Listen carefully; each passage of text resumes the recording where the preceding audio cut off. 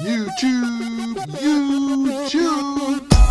What is going on, guys? As you may know, I'm the Red Mr. MC Ninja, and this is your post-match review of Liverpool versus Napoli. What a crazy game. It was crazy.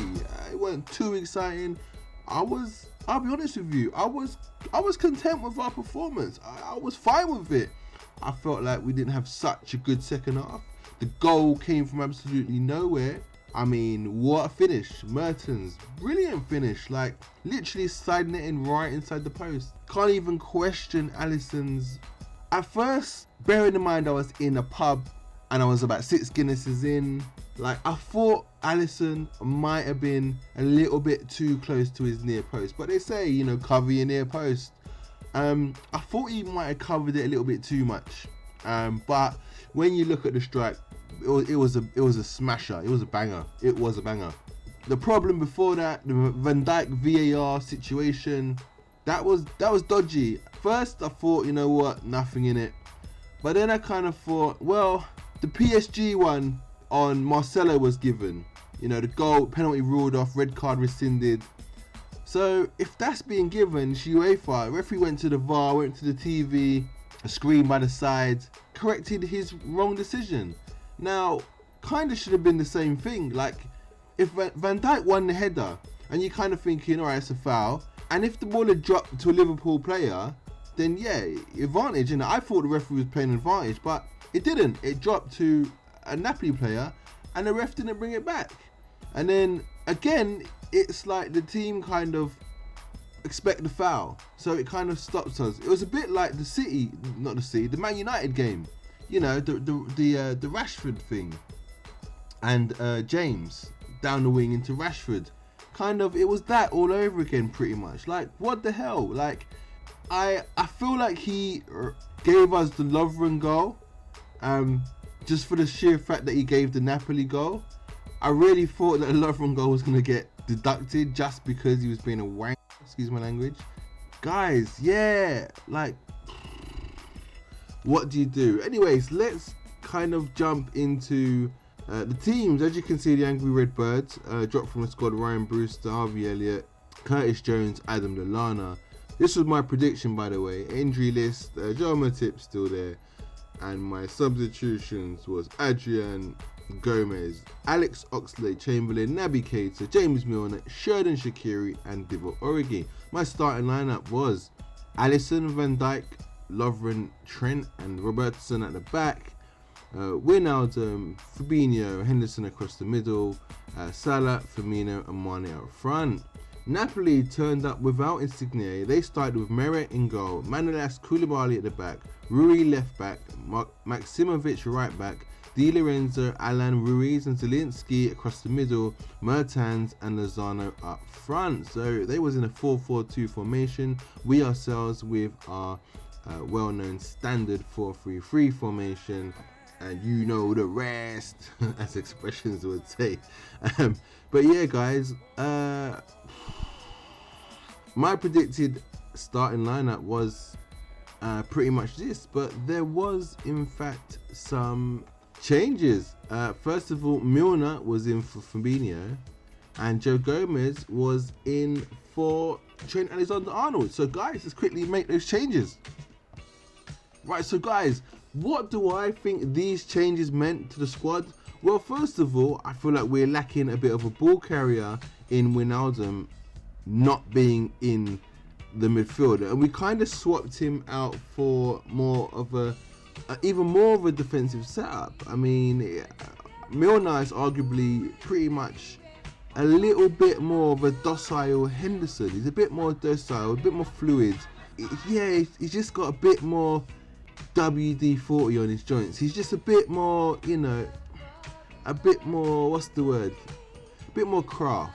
Maneuverability is a better word, you know, maneuverability. Whereas Wijnaldum, you know, he's just got a load more maneuverability than Milner and Henderson.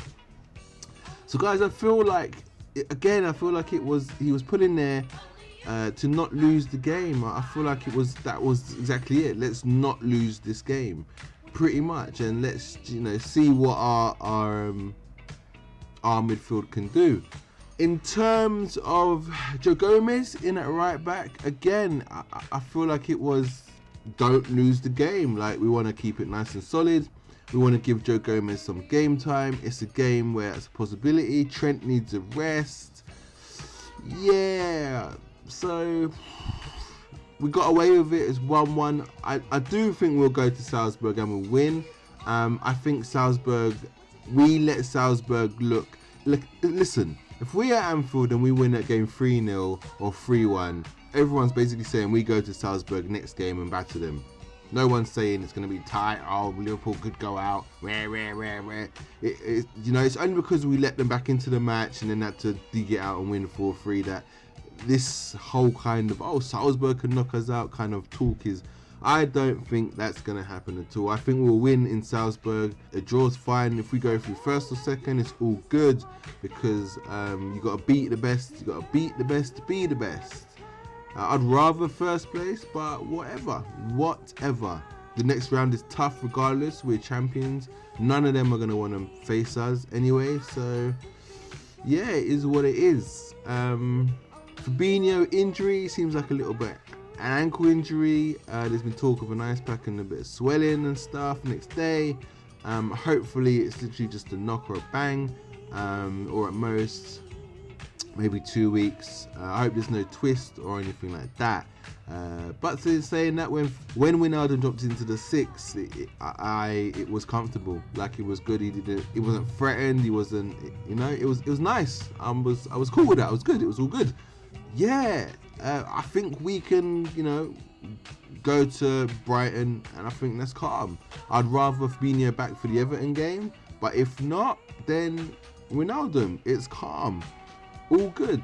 But hopefully Fabinho is cool. If it means he misses a game, it means he gets rest, and if it misses 2 games, it means more rest. So ultimately he's kind of refreshed then. But yeah, I think we can cope. I like him back for the Everton game, I can't lie, but I think we've got a big enough and bad enough squad, experienced enough squad to deal with it. And if Klopp has to go a bit more attacking, maybe have an Oxlade, Fabinho and a Henderson in there, then so be it. An Oxlade, Wijnaldum and a Henderson in there, then so be it. It is what it is. Or even a Naby and a Fabinho and a Henderson is all good. Guys, what am I saying? A Naby, a Wijnaldum and a Henderson is all good. Maybe even a Naby. I'm so used to saying Fabinho that I can't not say his name. Wijnaldum, middle, and then a Keita and then an Ox. Although I don't think personally Keita and Ox work well together. I both think they love to attack and they're not disciplined enough. Yeah, and it will frustrate the hell out of Wijnaldum. If it was Henderson in the 6, then it would frustrate the hell out of Henderson as well. So guys, Matip was still injured. There's been no news on him, so that doesn't look good. I'll say 2 or 3 more weeks. Naby Keita was ill, so we can do that change. So Naby Keita was ill, and in came Lallana. Naby Keita ill. Really? I don't know, guys. Something is going on with Naby Keita. Whether Klopp don't fancy him anymore, I don't know what is going on with this guy. I don't know. It's worrying. But at the same time, I'll be brutally honest with you. Every time he's come on, he's not done anything to make me think you need to start. Whenever the first team starts, I feel like they're all. Salah runs his bollocks off. Mane runs his bollocks off. Firmino, bless him, runs his absolute bollocks off. Fabinho's like, how can you be unbeaten at Anfield in 2 years? Immense. Even Jordan works his off. Wijnaldum works his off. The back, look, man, the consistency from Robertson and Trent, ridiculous. The assists, VVD, a boss, an absolute boss. Alisson, and then Lovren has come in and not put a foot wrong, gets the goal to grab the point in such a crucial game. How long has he not scored for again? Every single player is worthy of that starting place. So honestly think about it, where does Keita come in? They're all worthy of starting. And Klopp is one hell of a loyal manager, and that's why he doesn't change the starting 11. That's his starting 11. Why would he go anywhere else? That's the team that's got him 1 point with him winning the league title, 9 points clear now. Yeah, won the Champions League last season, and we are, you couldn't say we're on the verge of winning first top spot in the Champions League if we win. And we are odds on to win the game. Let's face it, bookies won't go against us. So why would you make that change? Why would Naby Keita come in? What has he possibly shown or done when he's come on? It's not like he's come on and turned into like KDB, like 2 assists and like skip past 2-3 man and bang one in top bins. He's not been that good. He's not been good when he's come on. A few little passes here and there. He's not been anything special. Why can't you all see it and just accept him for the player that he was brought in to be? And it's exactly that, an impact player. And he's not even been that. Ox has been better than that. When we bought Ox, do all of you really think that Ox was brought in for first team football? An Arsenal reject? No, he wasn't. He was brought in to bolster the squad.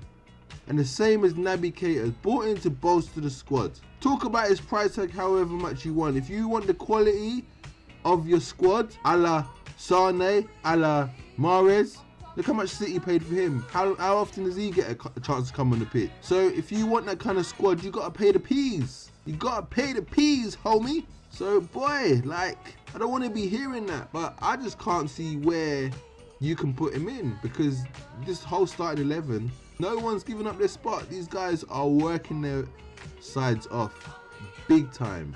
That is literally it. My man of the match prediction was Salah. I thought he had a bit of a mare. He loses the ball like too often again.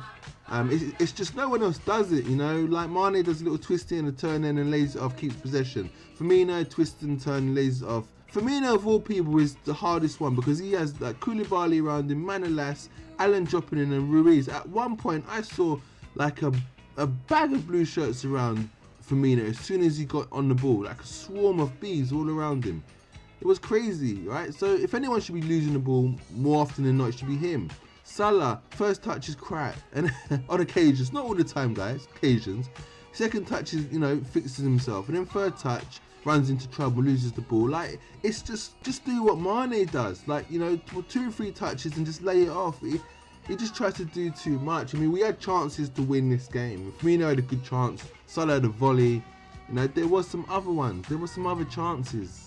I don't know, man. Gomez offers far less than Trent down the right, but Trent needed a bit of rest, you know, and the link-up play with Salah and Trent is just way better. I don't know, let's quickly go through the ratings, guys. Start with Alisson. I'm going to give Alisson, he wasn't really trouble too tough. I'm going to go for probably a 7.5. Van Dijk, I thought it was solid. Go for an 8. Lovren got the goal. I'm going for 8.5 and a 0.5 for the goal. Joe Gomez, I thought Joe Gomez was decent. No, he was trying to do his thing. I'm going to give him a 7.5. Robertson, I didn't think he had the greatest of games. Again, I'm going to go for a 7.5. Jordan Henderson, I'm going to go for a 7.5. Milner, I think the midfield is really average, to be honest. Again, 7.5. Fabinho, he got injured, so I'm just going to go for Wijnaldum. Bring on Wijnaldum. Wijnaldum comes on for Fabinho. So let's do that change real quick, guys. So that's the change there. I'm going to give Wijnaldum an 8. Go for an 8 for Wijnaldum.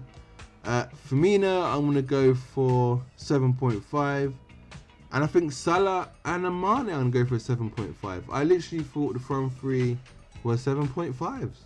Barring Wijnaldum is what it is.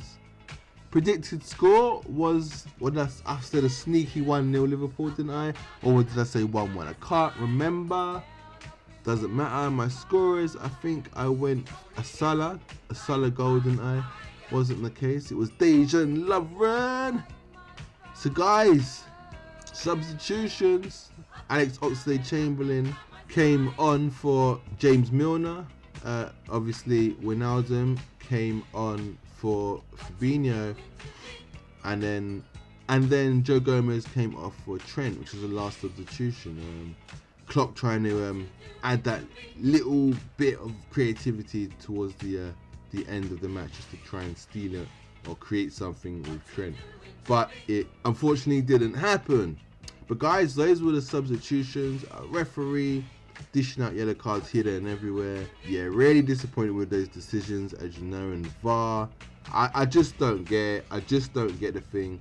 Why wasn't the free kick, the Koulibaly handling of Salah, the headlocks and chokeholds, why wasn't that reviewed? So it just takes the VAR ref kind of not want Liverpool to win the game, or for whatever reason, and then just not look at it and just say, oh, we've not looked at it, we never saw nothing with it. You know, that's all it takes is that. When it's nothing to do with the VAR ref like that, and every decision, and a decision in the area like that has to be automatically looked at.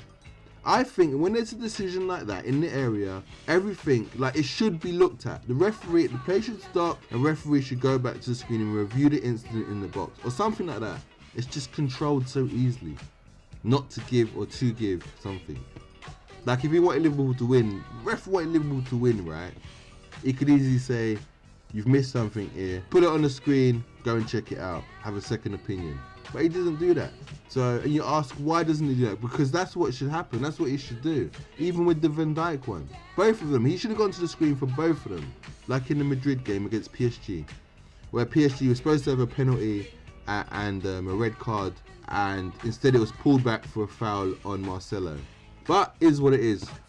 So guys, this has been your post-match review of the Liverpool versus Napoli Champions League game from Anfield. I've been the Red Mr. LFC Ninja, and we will see you soon for the Brighton preview.